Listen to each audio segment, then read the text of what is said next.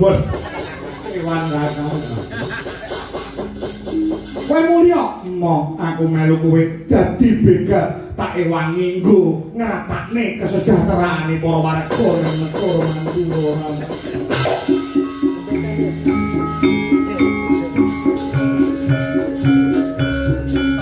Mlebu wana wulusan.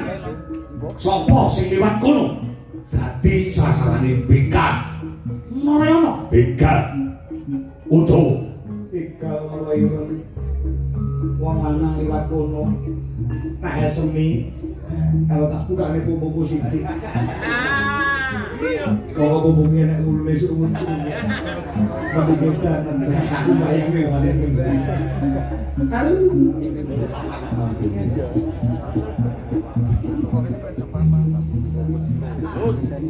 tenang go hasil nek mereka tak kene kowe bruk petutuk arep monggo apa aku ngedon marang para kawula iya hasil ke aku timbang kowe iya ngekek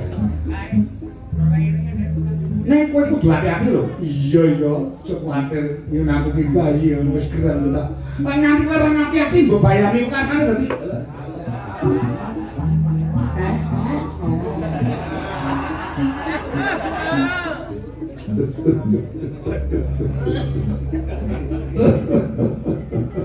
Kaya gini Mas Rowi.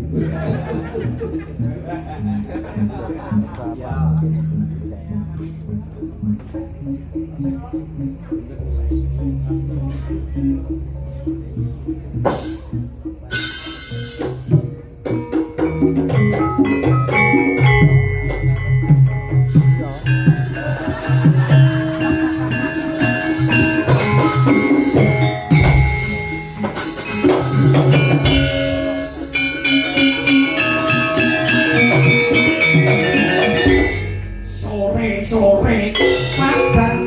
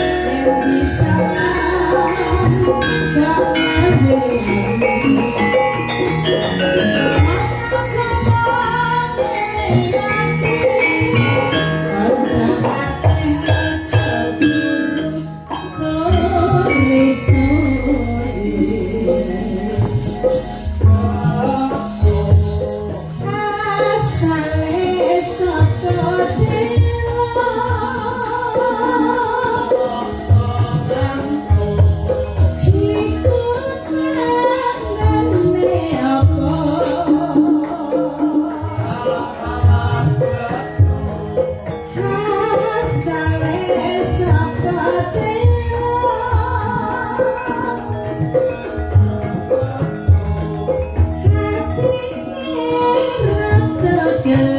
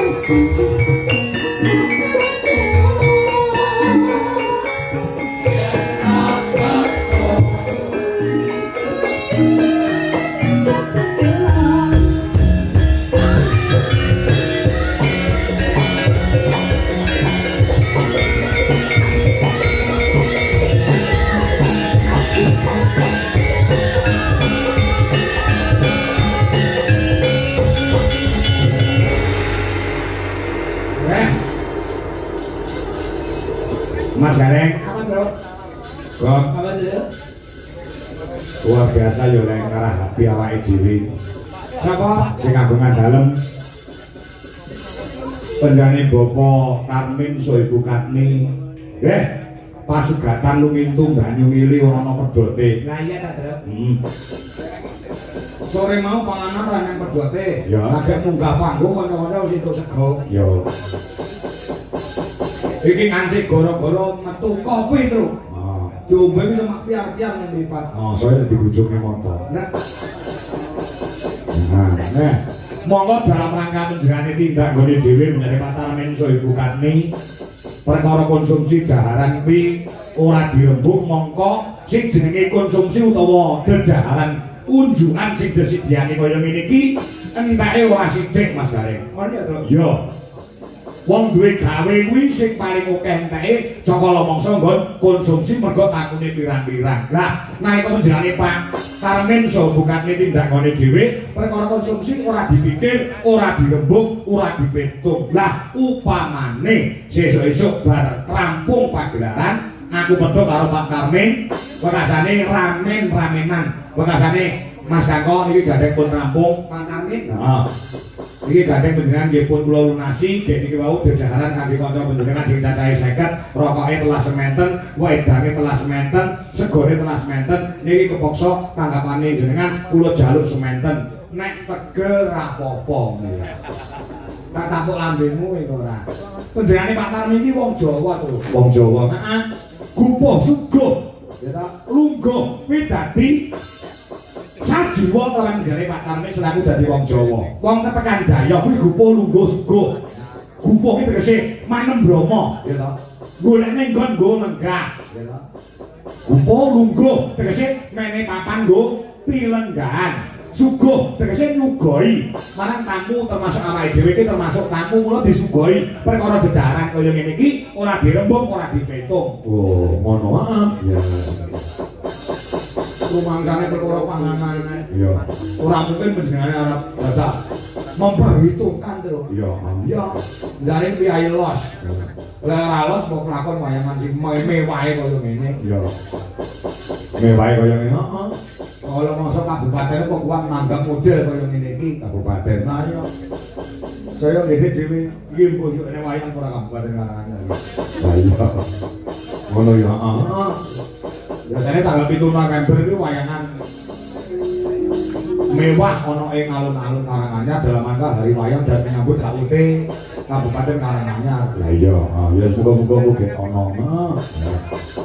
Pak Robert Resianto menika dadi bupati terpilih ana ing Kabupaten Karanganyar muga-muga menggalih lawan lestarining budaya adat sing wis ditindakne rumiyin